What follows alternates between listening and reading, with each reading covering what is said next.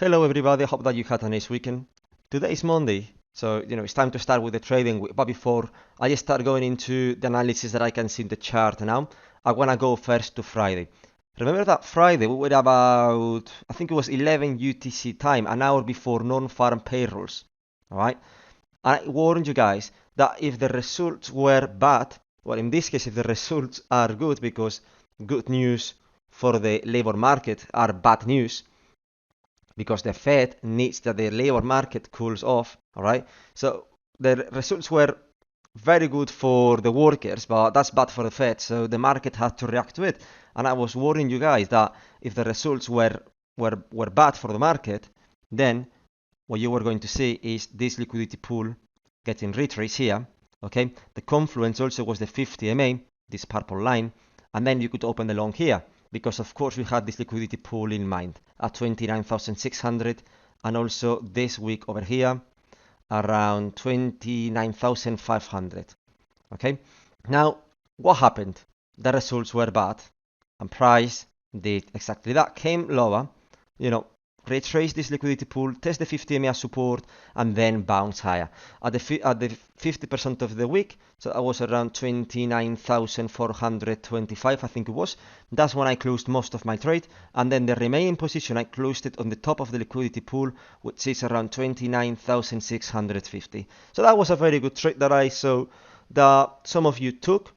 Again, guys, none of these videos are financial advice. I think that you should try to watch these videos to try to maybe gain a different perspective of how somebody can analyze the market, because I know not many people chart like this.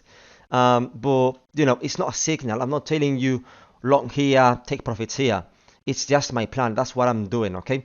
Then if you want to take that and maybe use it as confluence to your analysis, that's great, but don't let my analysis to be your analysis, okay? That's not how this works.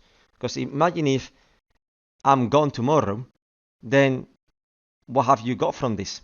Nothing. You have to try to learn from these videos, okay? They are free. Use them. Now, let's see what happened since then. Let me remove all of this mess. I'm not interested in this anymore.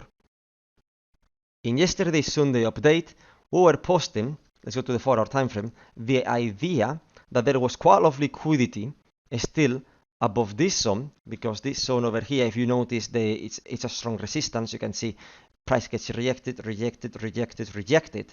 Therefore, in this area, if we come back to this zone, traders are going to place more short. So there is going to be a lot of liquidity of here. Imagine all the stop losses and liquidations from high leverage traders, all right? So that's a liquidation zone, well, a liquidity zone that it's quite interesting. But, of course, we have this wick. We had this wick since the 26th of April, and I've kept in my chart all this time. Why? Because I know that price goes back to the wicks.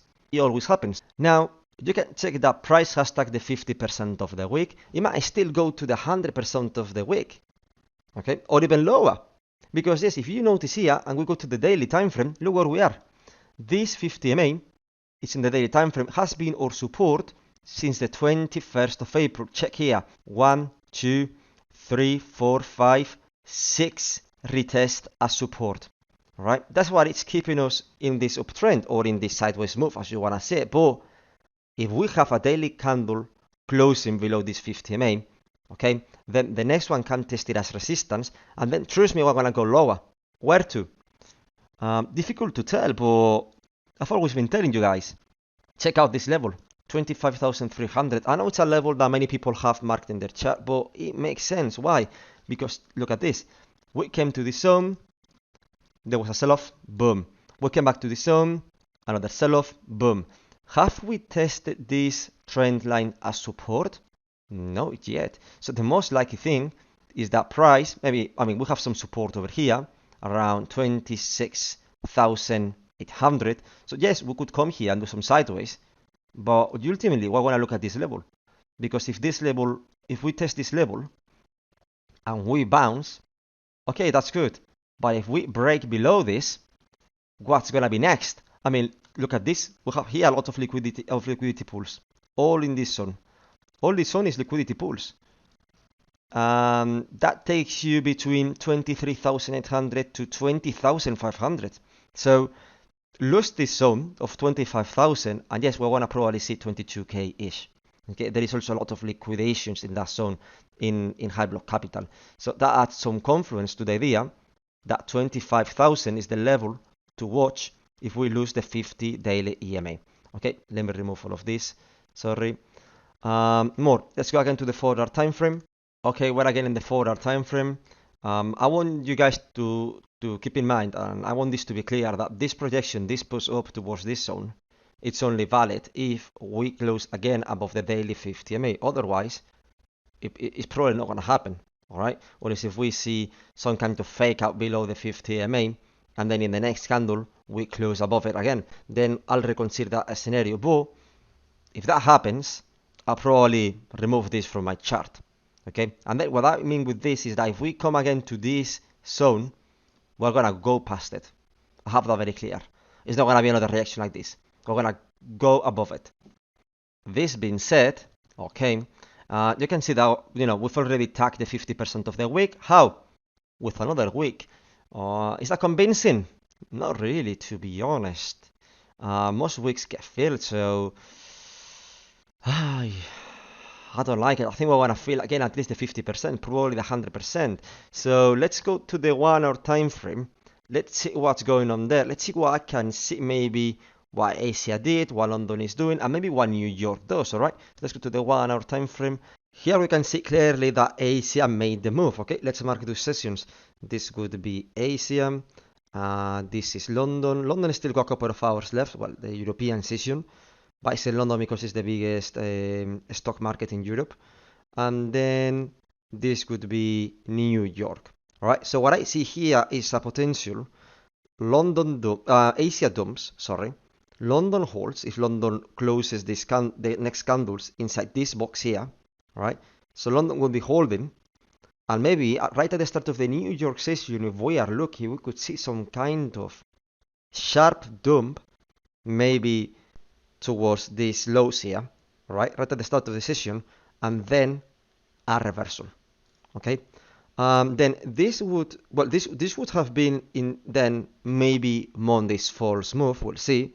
All right, and then in the New York session, they might want to shake out all those traders and scare us, thinking that we're gonna go lower. But if these lows hold, or if they sweep these lows and then they come back above it really quickly, okay, something like this, then they're only sweeping the lows. They're only shaking out the market, and then we could see a reversal. Where to? Well, to be honest, there is, for example, a liquidity pool in this zone. That would be around 28,500. And if you check the 50 EMA, you can see that we are, the chart is looking a bit overextended. Price doesn't go down forever or up forever. Sometimes it needs to retest the 50 EMA. That's why I see in my case as resistance in this case. So why not? Why couldn't we see something like this during the New York session?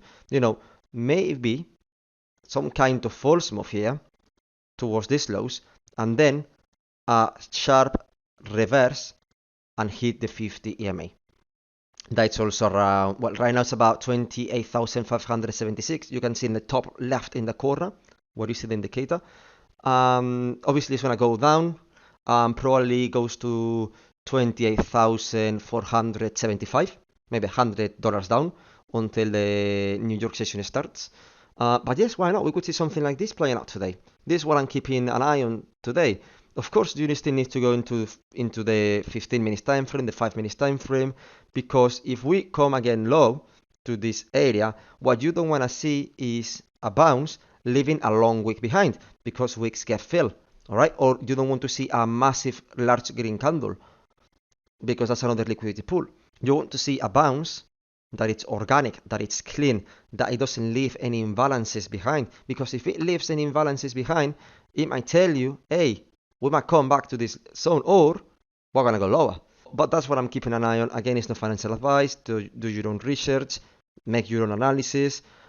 This should only be some kind of side confluence, like if I was an indicator, nothing more than that.